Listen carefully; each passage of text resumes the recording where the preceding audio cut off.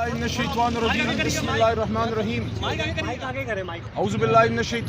बिस्मिल्लाहिर्रहमानिर्रहीम अल्लाहुम्मा सल्लि व सल्लिम व बारिक अला सय्यिदिना मोहम्मद व अला आलि मोहम्मद। मेरे भाई और दोस्तों, आप सबको हक की जीत मुबारक हो। इमरान खान साहब और शाह महमूद कुरैशी साहब साइफर केस से बाइज्जत बरी हो गए। आज सुबह डिस्ट्रिक्ट कोर्ट्स में 25 मई के लॉन्ग मार्च केस में से भी मैं खान साहब, शाह महमूद कुरैशी साहब, मुराद सईद साहब, असद उमर साहब और कुछ हमारे और दोस्त बाइज्जत बरी हुए। मेरा सवाल है आज और ये सवाल आज करना बनता है, क्योंकि पहले तो खान साहब पे इल्ज़ाम था, अब बरी हो गए बाइज्जत। अब सवाल ये है कि इमरान खान साहब ने कौम को एक बैनुल-अक़वामी साजिश से आगाह किया और बताया कि बैनुल-अक़वामी तौर पे अमरीका ने ये साइफर भिजवाया कि इमरान खान साहब को आप वज़ारत उज़्मा से हटाओ, अगर हटा देते हो तो हम आपको माफ़ कर देंगे, अगर नहीं हटाते तो फिर आपको सख्त कंसीक्वेंसेस यानी नताइज का सामना करना पड़ेगा।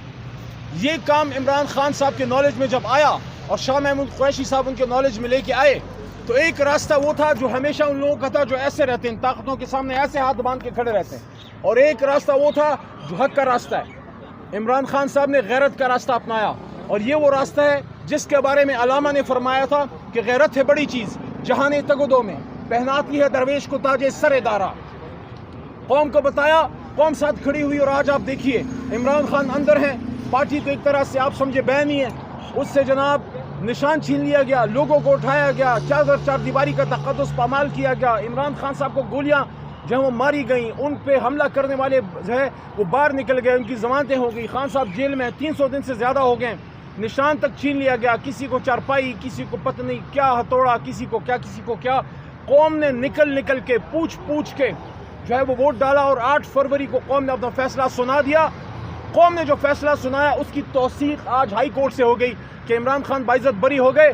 अब हमारा सवाल ये है कि गद्दारी का इल्ज़ाम इमरान खान साहब पे और राज निकालने का, राज की सीक्रेसी ना रखने का और राज आउट करने का इल्ज़ाम लगाया मुहब्बे वतन लीडर पे, कौम के सबसे बड़े लीडर पे।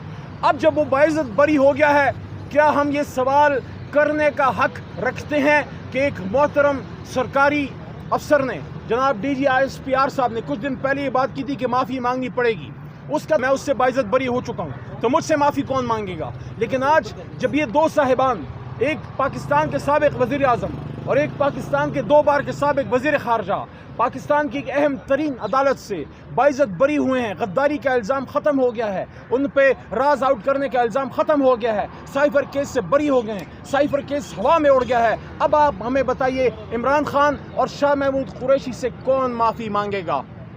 देखिए, इमरान खान साहब ने जो हमूदुर रहमान कमीशन की बात की, उसको लोगों ने, किसने एक तरह से इंटरप्रेट किया, किसी ने दूसरे तरीके से। एक ही बात थी, और वो बात ये थी कि खुदारा वो गलतियां जो 71 में हुई वो ना करें।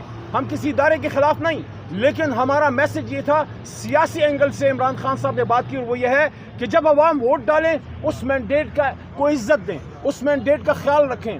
वो लोग जो वोट को इज्जत दो की बात करते थे, वो तो पता नहीं किस चीज़ को इज्जत अब देते हैं। लेकिन इमरान खान साहब ने कहा कि मैंडेट की तौहीन जब होगी, मैंडेट को इज्जत जब नहीं दी जाएगी, तब तक मुल्क को, रियासत को नुकसान पहुंचता है। इसलिए 71 से सबक सीखें, और इस बार जिसको मैंडेट मिला है, जिसको वोट मिला है, उसको फॉर्म 47 के एक हवाई घोड़े पे बैठा के हुकूमतें ना बनाएं, क्योंकि जिस हुकूमत के पीछे कौम नहीं होती वो फैसले नहीं कर सकती, वो मुल्क को आगे लेके नहीं जा सकती। इसलिए इमरान खान साहब ने सबको कहा कि आप तारीख से सबक सीखें, और अगर तारीख से सबक नहीं सीखते तो अभी हाल से सबक सीख लें।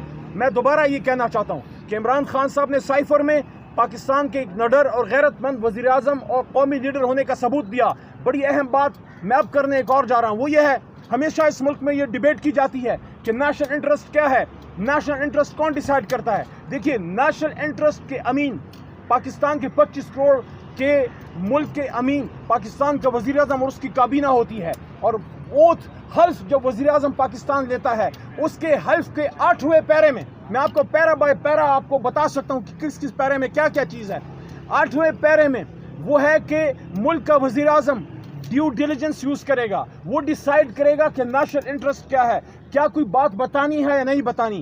کیا یہ 18ویں یا 19ویں گریڈ کا ایک سرکاری ملازم بتائے گا یا ملک کا الیکٹڈ وزیر اعظم اپنی کابینہ کے ساتھ مشورہ کر کے بتائے گا؟ اس نے فیصلہ کیا کہ نیشنل انٹرسٹ یہ ہے کہ قوم کو بتایا جائے کہ سائفر کا ایک سازش ہوئی ہے۔ اور ایک آخری بات دوسری، شہباز شریف جو آج وزیر اعظم ہیں فارم 47 کے، وہ 16 مہینے پہلے بھی وزیر اعظم تھے، اور یہ بات بڑی اہم ہے اور میں اس کے جواب مانگتا ہوں حکومتی حلقوں سے۔ اور میں سمجھتا ہوں کہ شہباز شریف صاحب سے سوال پوچھا جانا چاہیے کہ شہباز شریف صاحب، آپ جب وزیر اعظم تھے آپ نے نیشنل سیکیورٹی کمیٹی کی میٹنگ کی، اور اس میں آپ نے عمران خان صاحب کے نیچے ہونے والی نیشنل سیکیورٹی کمیٹی کی میٹنگ میں، جس میں سائفر پہ فیصلہ کیا گیا کہ بین الاقوامی طاقت امریکہ کو ڈیمارش کیا جائے گا اور یہ بلیڈ انٹرفیئرنس ہے، آپ نے توثیق کی۔ پھر آپ کہتے تھے کہ کون سا سائفر؟ آپ سائفر سے انکاری تھے۔ شہباز شریف صاحب آپ بطور وزیر اعظم سائفر سے انکاری ہو گئے۔ جب آپ سائفر سے انکاری کر رہے تھے تو پھر آپ نے وہ نیشنل سیکیورٹی کمیٹی کی میٹنگ کس ڈاکیومنٹ پہ کی؟ اور جب آپ انکاری بن گئے تو پھر یہ کیس کس چکر میں چلایا؟ اور آج جب یہ بات ثابت ہو گئی کہ سائفر تھا تو آپ تو انکاری تھے۔ کیا آپ جھوٹ بولنے کے مرتکب نہیں ہوئے؟ شہباز شریف صاحب، کیا آپ پہ 62-63 نہیں لگنا چاہیے کہ بطور وزیر اعظم آپ نے اس سائفر سے انکار کیا جس پہ عمران خان صاحب کو آپ نے 300 دن سے جیل میں رکھا؟ آج عمران خان صاحب بری ہوئے ہیں، قوم کو مبارک ہو۔ انشاءاللہ اس ملنگ کے منہ سے جو بات اس وزیر اعظم ہاؤس میں نکلی تھی کہ 2/3 سے میرا لیڈر پھر آئے گا، اسی ایوان میں اسی کرسی پر اللہ کے حکم سے آئے گا، جلد وہ وقت آنے والا ہے کہ قوم کا لیڈر اڈیالہ سے سرخ روح ہو کے نکلے گا اور وزیر اعظم ہاؤس میں عوام کی طاقت سے بطور وزیر اعظم ایک بار پھر انشاءاللہ حلف اٹھائے گا۔